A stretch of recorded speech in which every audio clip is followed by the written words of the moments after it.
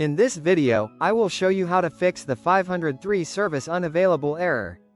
First, open your browser and click the three-dot menu in the top right corner. Go to Settings, then select Privacy and Security from the left sidebar. Next, click Third-Party Cookies.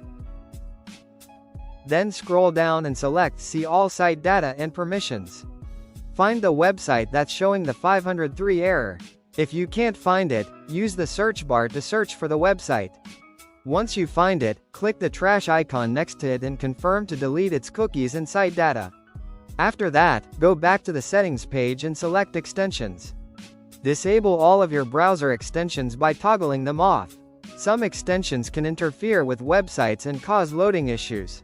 Once you've disabled the extensions, restart your browser and try opening the website again.